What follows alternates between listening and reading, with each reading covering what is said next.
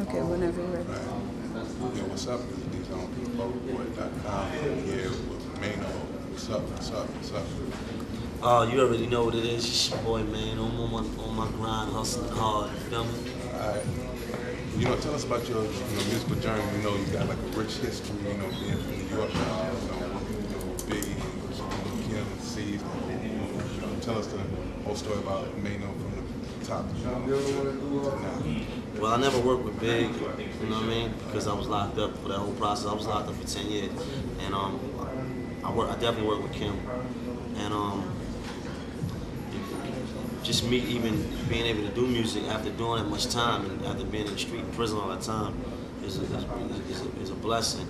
I got out in 2003 and I jumped in the mixtape scene, I caught the DVD game when it was ripe, and I just been bubbling since then. What's it like working with the Queen Bee, Lil' Kim? I mean, she's been out for over 10 years and she's basically the queen of hip hop. So what's it like, like that track, give me that hot track from the Naked Truth album? Yeah, definitely. It was I learned a lot from being around her, watching her whole process, because I was around the whole process of doing the Naked Truth album. I learned a lot. It was definitely a great experience, and it was an honor, at the same time, with me coming from where I'm coming from, to have been in that position, to be honest, it's helping me today. Some of the stuff that I learned from watching her situation I'm applying it today, Well, explain to me like some of the influences, you being from New York. I mean, do you go back to like some of the legends, West Coast, who you listening to now? I was always a dude to listen to everything hot, you know what I mean? It didn't matter where dude was from. If it was hot, it was hot. I listened to NWA and, you know what I mean, and Ice Cube. That was definitely one of my favorites, you know what I'm saying? Because they were speaking about things that I was relating to, so it didn't really matter where dude was from. I'm a student of hip hop, and if you love hip hop, then you was always a person that kind of like loved other artists from other places. I don't care, because they had different slangs and stuff like that. It was just good music. Tell us about the I Hate It single, and what the momentum has been with that movement. We got a hot remix, going on. Tell us about what's going to be on the album, features, guests, collaborations, things like that. Not a lot of features on it. I can't do that because I got a unique story. I feel like the people need to get used to me.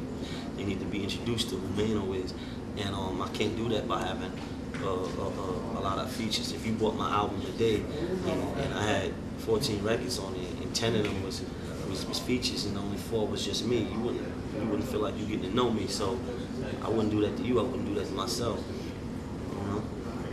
Tell us the concept on how you came up with I Hate It. I mean, it's kind of self-explanatory. I mean, it may be a story underneath that why you just came up with I Hate It, especially in the game today. It wasn't really a story. It wasn't really a personal story. It was just real life. Like, you see me, I hate it. Like, you know what I mean? A lot of this is hate, and I try to make music that people can relate to. Although I hate it is like kind of like a happy feeling song. It feels good. It's a feel good song, but at the same time, it's based off of reality. No matter who you are and where you're from, you feel like you got somebody hating on you. So everybody can relate to the content, the concept of the record. So I just gave it to them at the light. You know how things are going with music, not selling, digital. I mean, what do you think is hip hop being in a state of emergency? What's the solution? Man, as far as all that, it's gonna be what it's gonna be. You know what I mean? This is the era that I'm in. It is what it is. I'm just blessed to even be here. It doesn't matter if I sell 5 records or 5 million. I've been through worse. You know what I mean? I'm not gonna kill myself because I didn't go platinum. You know what I mean? Like I spent half my life in prison. Like, there's nothing that I'm going through out here can amount to the pain that I felt in there. You understand? So it is what it is. I'm cool with it. Tell us about the next joint that's dropping from the album. What's this? September 23rd. The new single is called Hood Love. It just came out. It's bubbling in New York, so it's gonna spread. It will spread like a hiatus. It's an anthem. It's called Hood Love. So I feel that's pretty explanatory. You know what I mean? It's a hood anthem. You know, got them like got Trey Songz on there ad-libbing and backing me up on a hook. So you know, it's a big record. It's probably more of a radio-friendly record than I Hate Her. So you know, definitely expect it to really take off. All right, this is my last question. Anybody that's going to the industry right now, what would you have to say to them as far as, you know, their whole grind and, you know, what they're going through and, you know, what to expect when they get in? Hustle hard, show them no mercy. All right. Straight up. These are the public boys signing out. Peace.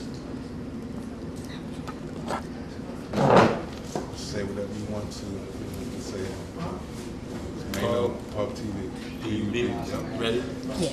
You already know what it is. You know what I'm about. Hustle hard, stack paper. You see me getting all that cross country hood love. It's your boy Maino, and right now it's Pub TV. Get and cop that album If Tomorrow Comes. Coming real soon. You heard?